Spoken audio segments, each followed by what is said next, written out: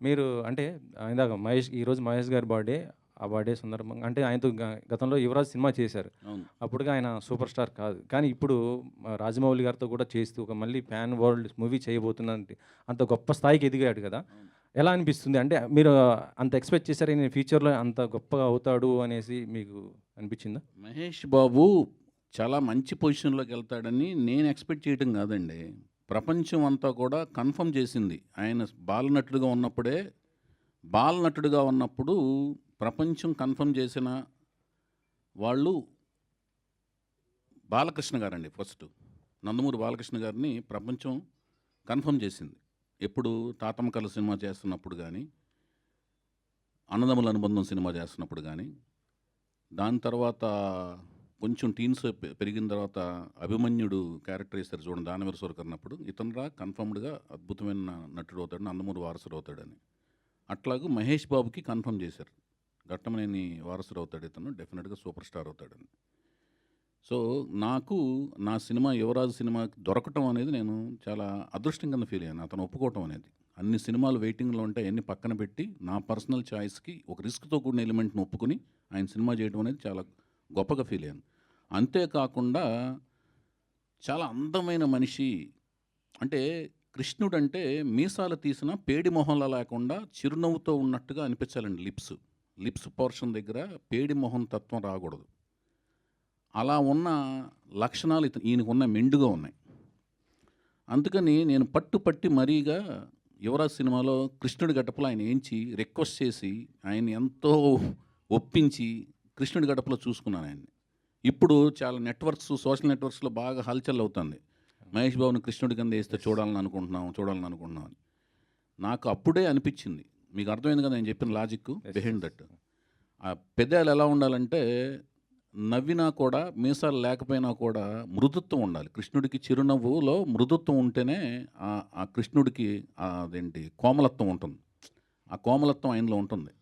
అందుకనే నేను ఆ లిరిక్స్ కూడా 'యువరాజు' సినిమాలో చందమామలాగా చల్లనివాడే, చిన్ని కృష్ణయ్యలాగా అల్లరివాడే అనే లిరిక్స్ రాయించుకున్నా వేటూరు గారితో. అది. ఓకే. వైవిఎస్ ఈ గారు. చెప్పండి సార్.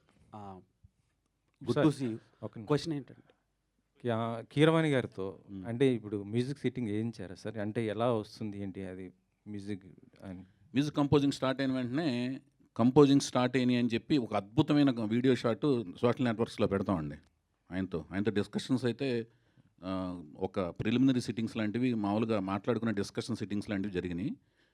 మిగతా range of sittings, next level of sittings జరిగిన వెంటనే అయన్నీ నేను పెడతాను. వీడియో షాట్స్ అవి పెడతాను. ఎందుకంటే మీ సినిమాకి మ్యూజిక్ చాలా హైలైట్ ఉంటది. చాలా ఇంప్రెస్‌గా ఉంటది. మీ ఫస్ట్ సినిమా నుంచి ఏదైనా సరే. డెఫినెట్‌గా అయితే అదే. ఆయన మనసు పెట్టి మనసావాచ కర్మన పనిచేస్తారండి. నేను అంతే మనసావాచ కర్మన ఆయనతో పని చేయించుకుంటానికి విపరీతంగా శ్రమిస్తాను. కష్టపడతాం. ఓకే. సార్ నెక్స్ట్ సాయిమాధవ్ గారు. లెవెల్‌లో ఉంటుంది. ఆ లెవెల్‌లో ఉంటుంది. అయన్నీ అసలు నేను సా ఎప్పుడు మాట్లాడను. సార్ సాయిమాధవ్ గారు. ఈ సినిమాలో అంటే డైలాగ్స్ ఎలా ఉండబోతున్నాయి? ఎందుకంటే 'త్రిపుల్ ఆర్' లాంటి ఒక మూవీకి మొత్తం మీరు చేసిన ఏ డైలాగ్ అయినా పవర్‌ఫుల్ డైలాగ్‌లు ఉండబోతుంది. ఇప్పుడు ఒక మంచి డైరెక్టర్‌తో చేస్తున్నారు కదా! డైలాగ్స్ ఏ విధంగా ఉండబోతున్నాయి? ఏంటి అసలు? ఖచ్చితంగా బాగుంటాయండి. ఎందుకంటే కథలో అవకాశం ఉంది. మంచి డైలాగ్స్ రాసే అవకాశం ఆ కథలో ఉంది. కథ వినగానే నాకనిపించిన ఫస్ట్ ఫీలింగ్ ఏంటంటే, కథ బాగుంది. ఈ సినిమాకి నేను బాగా రాయొచ్చు, నేను కూడా కనిపించొచ్చు అనేటువంటి ఆలోచన ఆ కథ నాకిచ్చింది. ఖచ్చితంగా డైలాగ్స్ బాగుంటాయి. త్వరలో రిలీజ్ కాబోతున్న 'గేమ్ చేంజర్' కూడా మీరు మంచి రాశారు కదా! అవును. ఆ డైలాగ్స్ ఎలా ఉండబోతున్నాయి? ఖచ్చితంగా బాగుంటాయి సార్. అద్భుతమైన డైలాగ్స్ ఉంటాయి ఆ సినిమాలో. వైవిఎస్ గారు. సో హలో అన్న చెప్పండి. సో క్వెషన్ ఏంటంటే మొన్న ఒక లాస్ట్ ప్రెస్ మీట్‌లో అదే మీరు ఇంట్రడ్యూస్ చేసిన హీరో మీద ఒక కామెంట్ చేశారు. ఎవరండి? రామ్ గారి మీద. 'దేవదాస్' మూవీకి కామెంట్ నేను చేయలే. థంబ్‌నెయిల్ కామెంట్ చేసింది. ఏం కాదు. సో థంబ్‌నెయిల్స్ అనేవి మా జనబాహుళ్యంలోకి వచ్చేసినాయి. అవి కూడా ప్రాణాలు ఉంటున్నాయి. అవి ప్రాణం పోసుకుని, పురుడు పోసుకుని, ప్రాణం సంతరింపజేసుకుని అవి సో వికృత రూపాలే తిరుగుతున్నాయి మనుషుల మధ్యన గోస్ట్‌లాగా. సరే సార్ అలా నెగెటివ్‌గా బాగా స్ప్రెడ్ అయింది. లేదు. క్వెషన్ అది ఏంటంటే అది వాళ్ళు మీరు ఇంట్రడ్యూస్ చేసిన హీరో ఇప్పుడు పాన్ ఇండియా ఫిలింలో యాక్ట్ చేస్తున్నారు అండ్ రిలీజ్‌కి రెడీగా ఉంది. అసలు రాము నేను పరిచయం చేసిన వెంకట్, ఆదిత్య ఓం, రామ్, సాయి ధరమ్ తేజ్ మీరు అడిగి చాలా మంచి పని చేశారు. సాయి ధరమ్ తేజ్, హరికృష్ణ గారు వాళ్ళు నా హృదయంలో టాటూ లాగా ఉంటారు.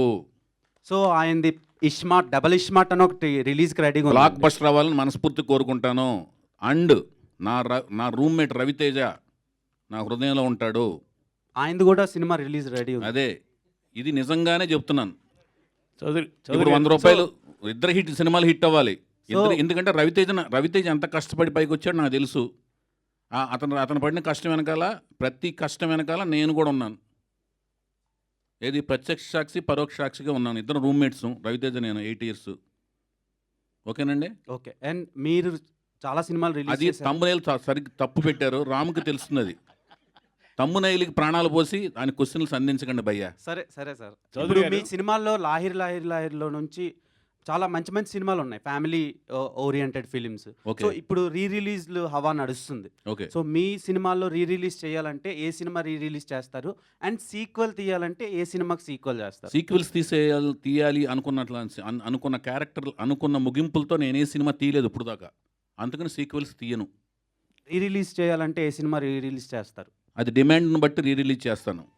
డిమాండ్ వస్తే రిలీజ్ చేస్తాను. డిమాండ్ రావడం అంటే ఏంటంటే, ఎవరిని వచ్చి బాబు మేము ఇంత డబ్బులు ఇస్తాం, మీరు ఇస్తారా అంటే రిలీజ్ చేస్తాను. మీ సినిమాలు రిలీజ్ అవ్వడానికి ఎందుకు ఇంత టైం పడుతుంది? ఇంత లేట్ ఎందుకు అవుతుంది? నేను ప్రేమ వివాహం చేసుకున్నాను. నా పేరు మీకు కనిపించేది వైవిఎస్ చౌదరి, కథా స్క్రీన్ ప్లే నిర్మాత, దర్శకత్వం. ఓకే. తర్వాత నాకు కనిపించేది వినిపించేది వైవిఎస్ చౌదరి, ఎన్టీఆర్ వీరాభిమాని. ఈ రెండింటికి మధ్యన నా పేరు కుటుంబరావు. అర్థమైందా? కుటుంబంతో పాటు సరదాగా ప్రయాణిస్తుంటాను. సార్ ఫ్యామిలీ గురించి మాట్లాడుతున్నారు కాబట్టి ఒక క్వశ్చన్. ఆమె ప్రొడ్యూసరు న్యూ టాలెంట్ రోర్స్కి ఒక్క మాట ఆమెతో మాట్లాడించారా? ఇంట్లో కూడా ఇంతేనా మీరు? ఇంట్లో కెమెరా పెట్టి చూడండి ఒకసారి, లేకపోతే మీకు మారువేషం వేసుకుని ఒకరోజు ఒక ఇంట్లో ఎలా రావాలి మీరు? పనమ్మాయి అంటే బాగుండదు కాబట్టి చెప్పేదనండి. ఏదన్నా వస్తువులు అమ్మటాకో, చీరలో ఏదో అమ్మటానికి రండి, తెలుస్తుంది అట్లా కాదండి. అసలు producer- స్వరూపం. ఇందాక స్టేజ్ మీద కూడా మీరు మాట్లాడారు, సాయి మాధవ్ గారితో మాట్లాడించారు, ప్రొడ్యూసర్తో ఒక్క మాట మాట్లాడించారా? ఆవిడ మైక్ టైసన్ అంటే కాదండి. మీరు డబ్బులు పెడుతున్నారా చెప్పేదండి, indirect ఆవిడ గా? మైక్ టైసన్ కాదు, నేను మైక్ టైసన్ని. లోపల మాత్రం ఆవిడ టైసన్ మించిన బలవంతురాలు.